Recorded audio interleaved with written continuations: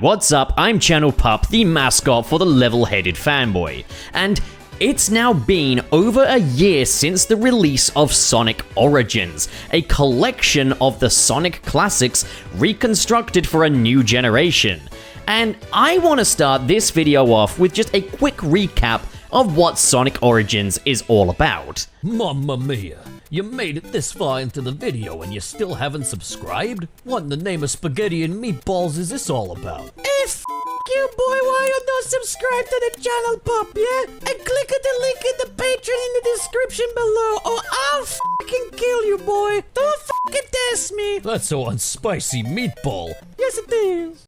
On its original release, this collection boasted the definitive way to play the original 4 Sonic games from the 16-bit era, now running natively in widescreen 4K at 60 frames per second with quality of life improvements. What we really had here were the 3 mobile remakes of Sonic 1, 2, and CD, plus a brand new remake of Sonic 3 and Knuckles, all bundled into one digital download, complete with an extras menu, a very tasteful UI with 3D animated menu screens, hand-drawn animations bookending each game offering some additional context, and some additional challenges including mirror mode, boss rush, and a new blue sphere game, as well as more. If you know Sonic, you know he's no stranger to compilation sets of his classic games. In fact, a few too many considering the Sonic Advance, Sonic Rush, and Sonic Adventure series are basically just left to languish on Steam and emulation nowadays. However, this repackaging of the classic Sonic games wasn't without some justification. Sonic Origins wasn't really a compilation set in the traditional sense. With a set like, say, Sonic Mega Collection or Sonic Gems Collection, you're getting a selection of games emulated, no quality of life improvements or updates, so to speak.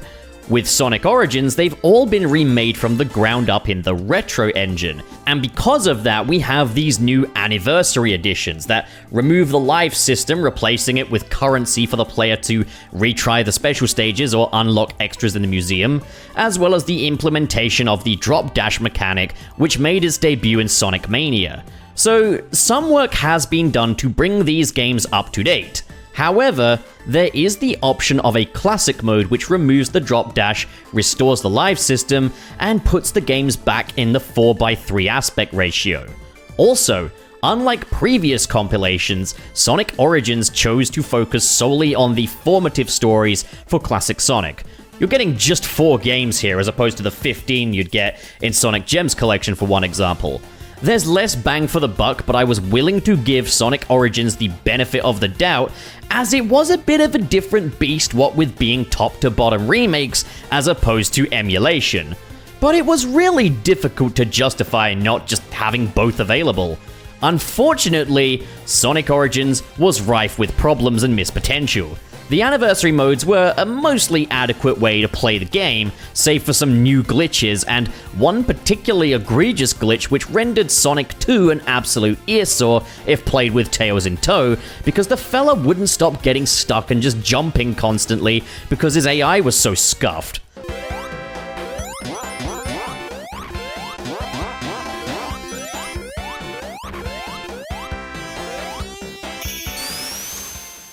Fortunately, that glitch was patched out before the release of Sonic Origins Plus.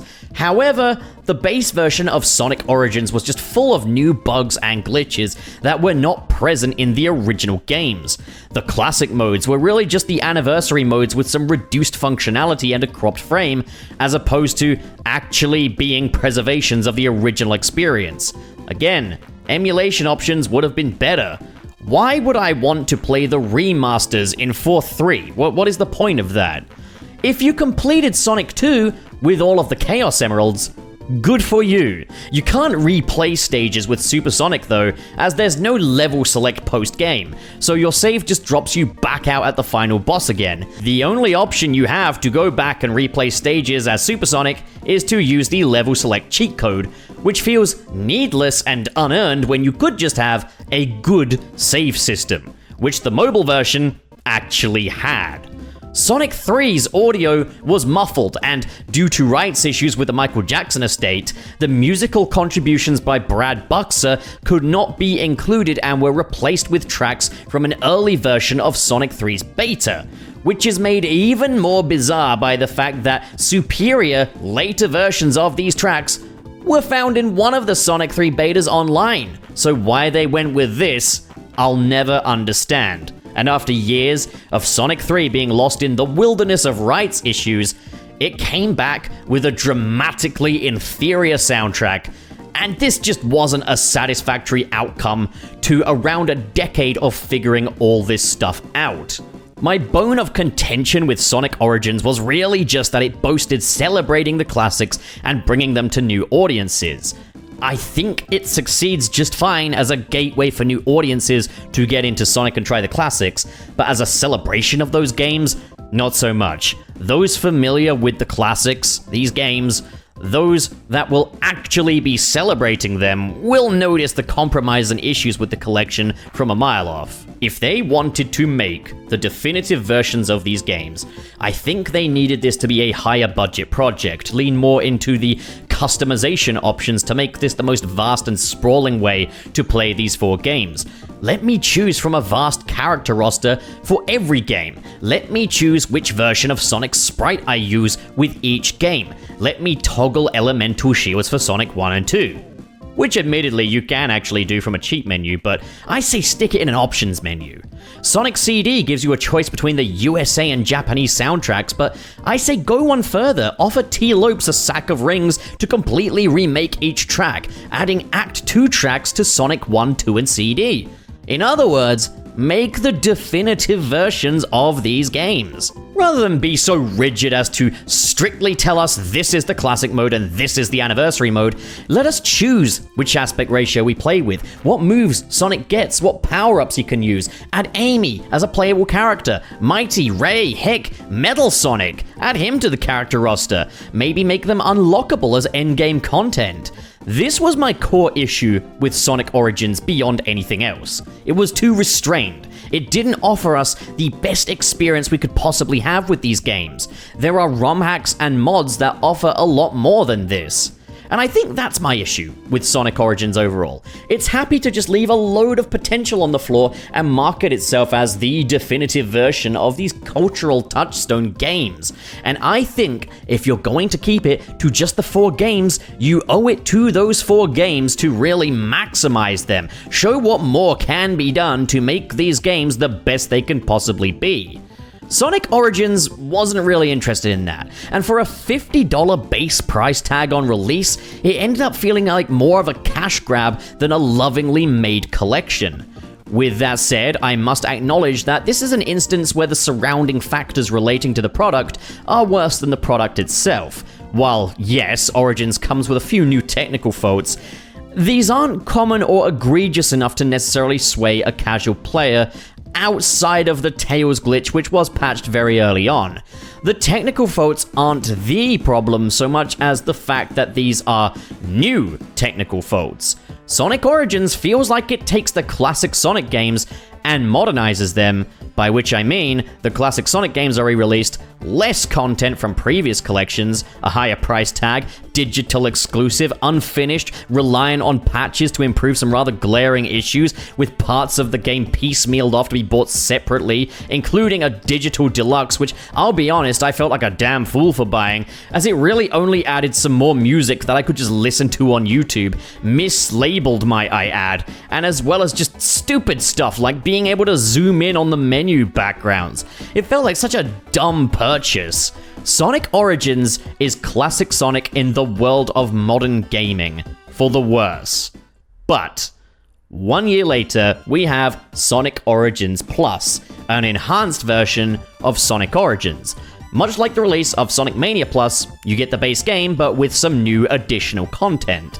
Now, there was a patch for the base game which came very shortly before Origins Plus, and it did fix a few of the technical hitches, such as color palette issues in Sonic 3 and Knuckles, some physics problems, Sonic's drop dash can now change direction in mid-air in Sonic 1 and 2. Generally, the game is just a bit more up to snuff. For what it's setting out to do, it's definitely better than before. But now, Let's talk about that Plus expansion, which is available both as a downloadable expansion pack for the base game for those who already own it, or can be bought as a physical copy. This gives you a decent amount of additional features on top of the base game, as well as all of the DLC that came before, which immediately got me off on the wrong foot with Sonic Origins Plus. See, I am 100% waiting for a price drop on the physical edition, but I do want it. The box art is reversible, offering up 2 beautiful covers, and it comes with an art book. And plus, I just really like physical media a lot more than digital. Call me a little old-fashioned, but God forbid I want to be a little old-fashioned when playing a compilation of the classic Sonic games. But I can't really wait for a price drop, because I know I've got a video to make. And I do gravitate a little more towards the Steam version thanks to the modding community. So for now, I just got the Plus DLC expansion for the base game on Steam, which cost $10, and my first impression was this message telling me that the rubbish DLC, which came with the Digital Deluxe, is included in the price, cannot be deducted, and will not be installed twice. So, if you bought the Sonic Origins Digital Deluxe and you want to upgrade it for Plus, know that you wasted that additional $5 and should have just stuck with the base game until Plus came out. But you'd have no way of knowing that this would happen back in 2022. So let me get this straight. The base game was $39.99. The Digital Deluxe was $44.99, and the Plus add-on is $10. So there's $15 worth of DLC, and I use the term worth very lightly in the case of the Digital Deluxe.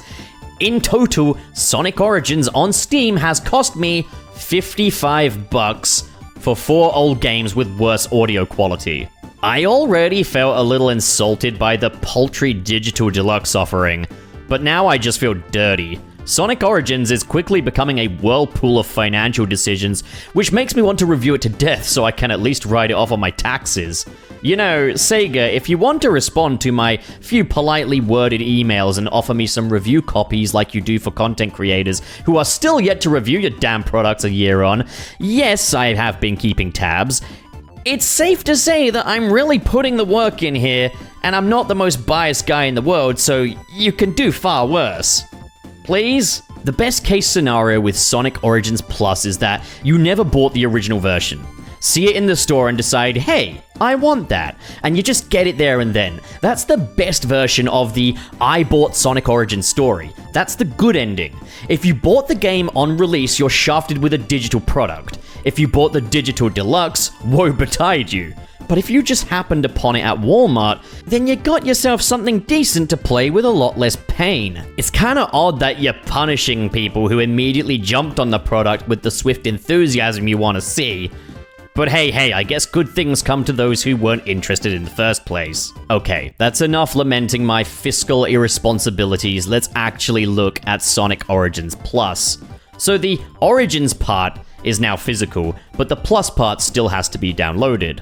How very modern of you, Sonic Origins. So if you do buy the game physically, don't just leave it in your games cabinet for a decade because you don't know if the actual Plus part's even going to still be available. Future-proofing, am I right? But okay, once we've got it all here, what do we have? We've got a slightly more ambitious product. The bar is low, and Sonic Origins Plus fortunately manages to clear it, bringing all of the asterisks, compromises, monkey paws, and qualifying statements that we've gotten to know so well over the course of the Sonic Origins existence in tow. Out of the gate, yes, classic mode is still completely pointless. Yes, some of the bugs are still present. Yes, it's still difficult to weight so much of a game's content on stuff you can find on YouTube and Spotify. No, this still doesn't make the most out of the game's potential. No, Sonic 3's soundtrack is not fixed or improved. So, it's still Sonic Origins.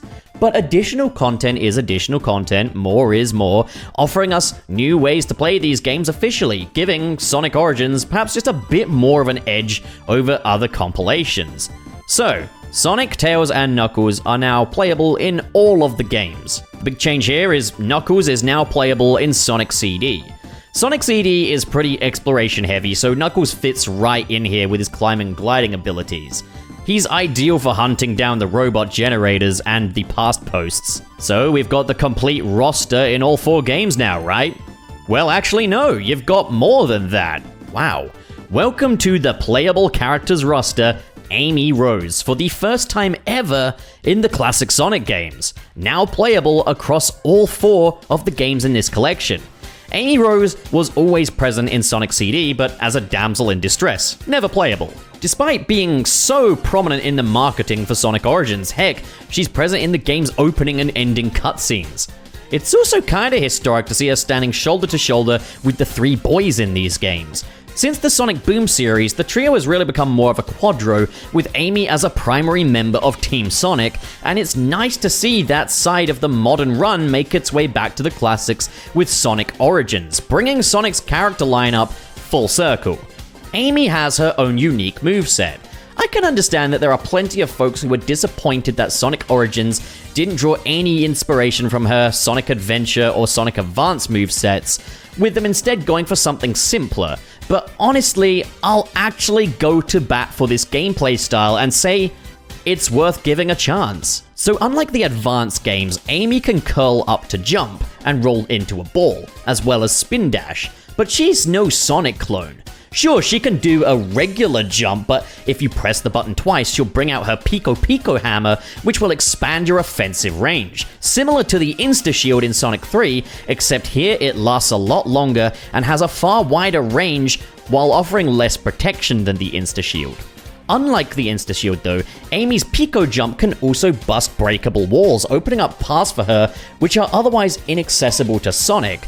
A good example of this is Marble Garden, as there are various breakable walls that are elevated, meaning Sonic cannot spin dash into them. Amy though, she can break these for a shortcut. She also has a new ground move replacing the drop dash. If you hold the jump button while in the air, once she lands, she'll rush forward, smacking her hammer onto the ground. This is not just a drop dash reskin though, as it has a far shorter range than the drop dash, while offering more horizontal control. She can also change direction while dashing without losing any speed. I'll be honest, it's a little cumbersome, so I rarely use it, but the Pico Jump proved incredibly useful with the extended reach it offers her, making certain boss fights a lot easier. Amy has also been thoughtfully implemented here too. In the original release of Sonic Origins, only Sonic, Tails, Dr. Eggman, and Metal Sonic would appear on the 3D islands, however now both Knuckles and Amy appear too. But that's not all. The slot machines in the bonus stages now have Amy's face added to them. She gets her very own ending sprites, and she's added to the complete save data artwork in Sonic 3 and Knuckles, as well as the ending logo.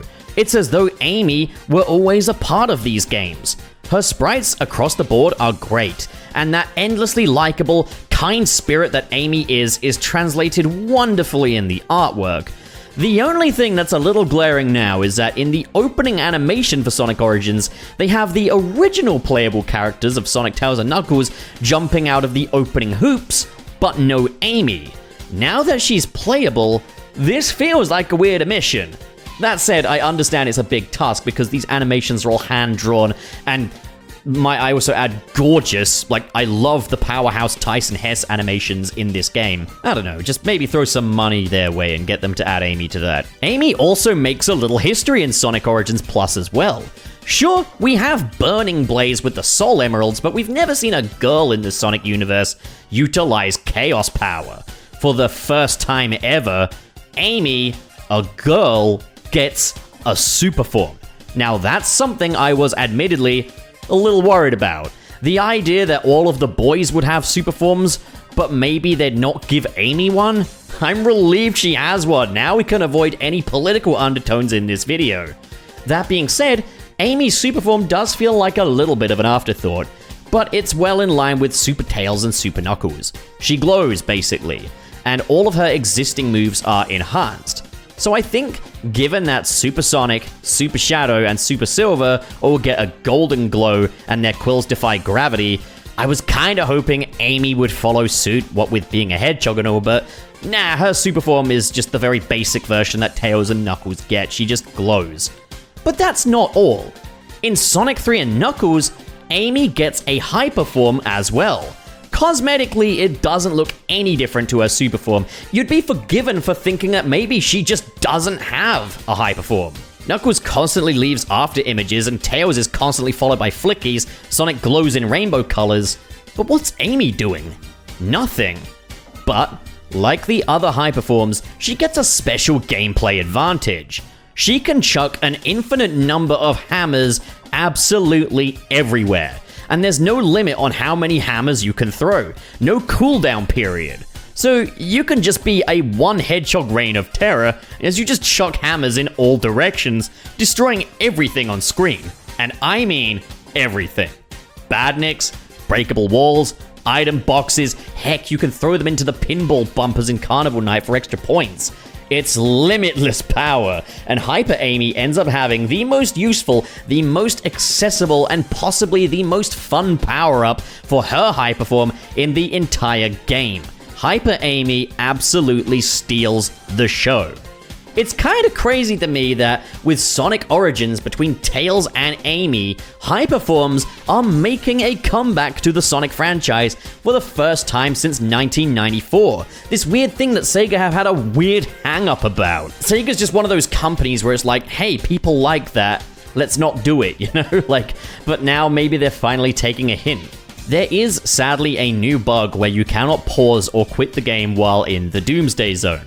I have no idea how or why this happened, but it did, so here's hoping there'll be another patch later down the line.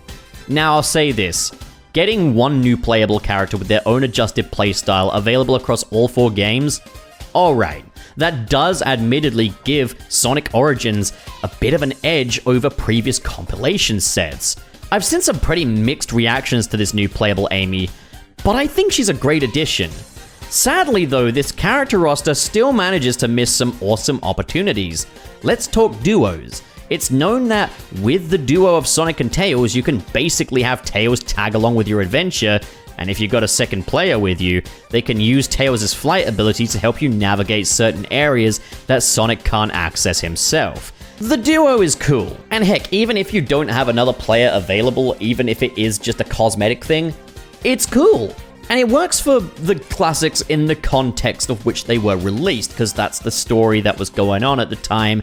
Sonic and Tails were like the new lineup for Sonic 2, we didn't have a Knuckles yet. But now we're able to look at these games in retrospect and think, what other characters could we pair up?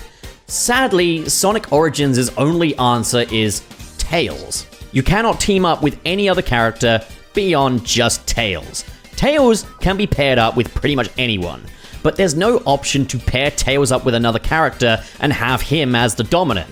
And there are no options for other pairings, be it Amy and Sonic or Knuckles and Amy or whatever. So when you open that character menu, you've got this laundry list of Tails team-ups, but no options to pair up anyone else.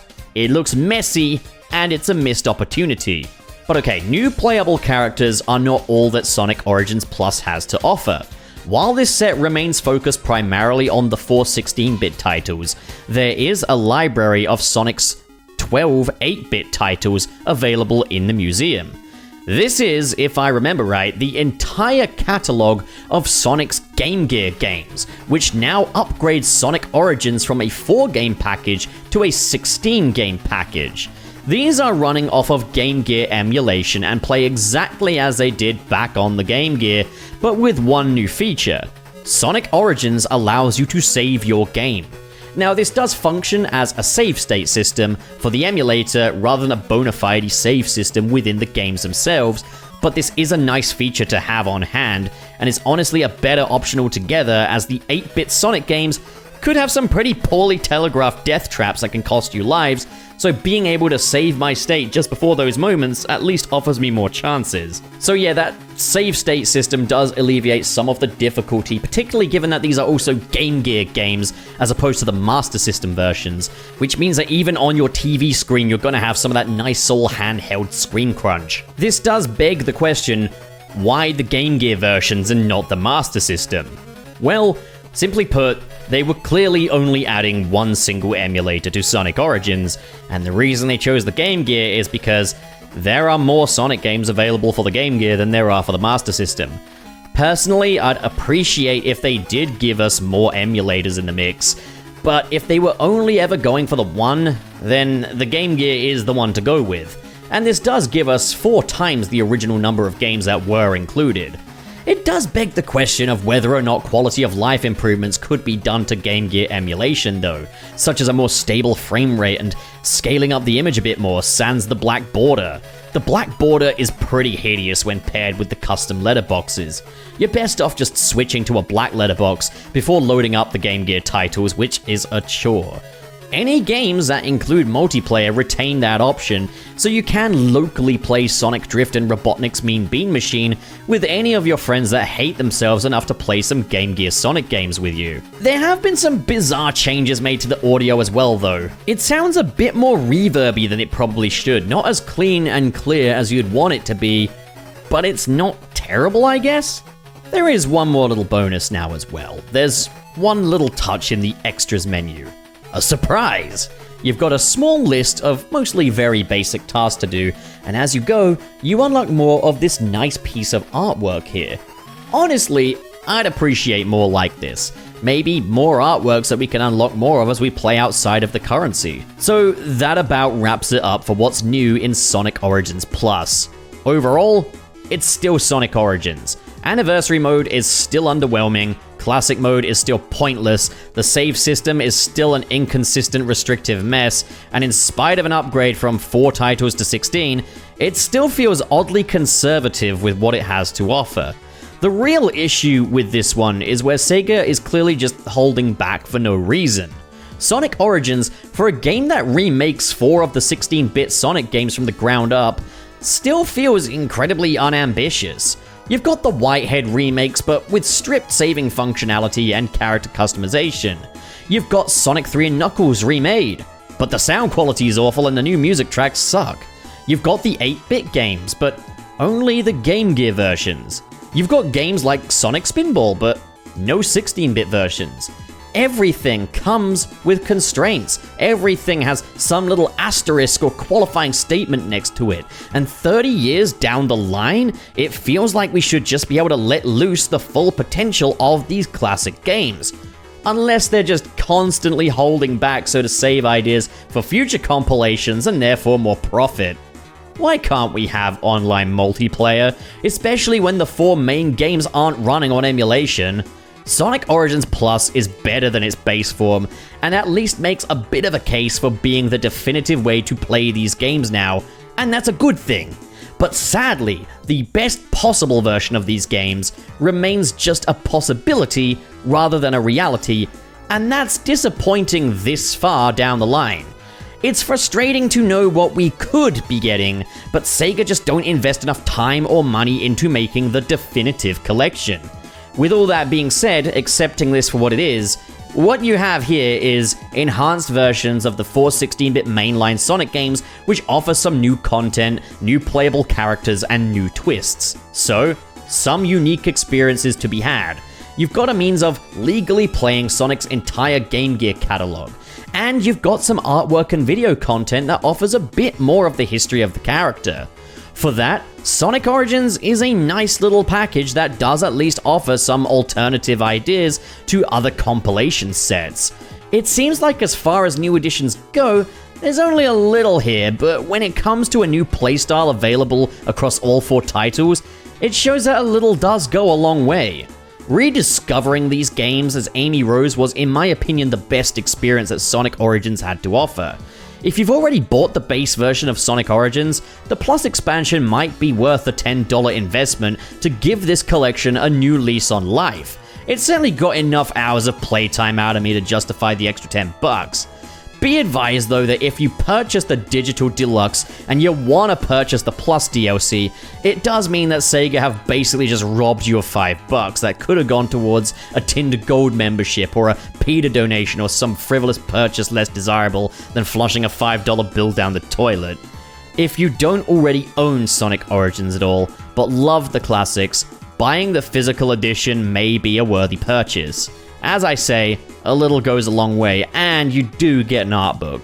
And hey, if you know someone that you think might enjoy the Sonic games but has never played them before, Sonic Origins could actually make for a great gift. As an introduction to Sonic, Sonic Origins Plus has a decent amount to offer. As a celebration of the classics, it's a party that is sorely missing some alcohol and hookers.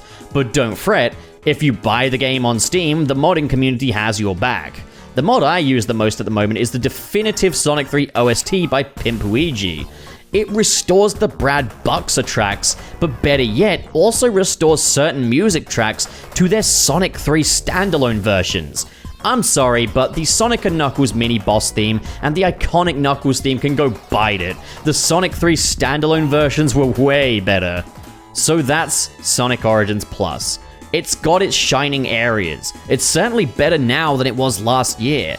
Sonic Origins has always been a curious case in that it was good enough, but good enough was never good enough when it came to a self-proclaimed definitive version of a series of over 30-year-old games. The circumstance and context were always worse than the product itself. Fortunately, thanks to Plus, Sonic Origins actually has something to offer now. It's just a shame that you have to pay extra for it. My recommendation?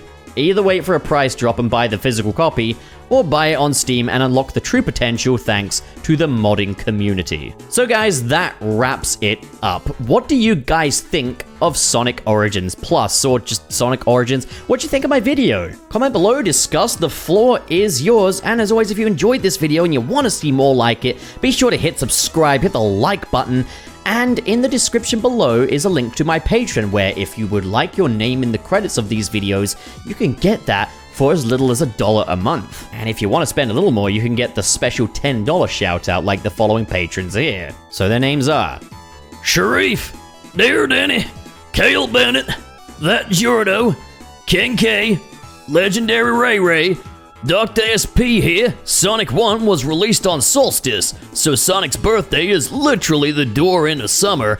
Sergio, Cyrus the Skeptic, did you know the skin on your elbow is called a weenus? Hell yeah, brother! Then, in the $5 tiers, we've got Yakko the Volcanic Muto, SSS06, Dazzle Fizzle, and Council of Geeks. Thank you so much to you generous folks, but also thanks to all of you at home for watching. Be sure to have a great day, or else I will find out and I won't be impressed. Go on, just get out of here now, you've put me in a bad mood.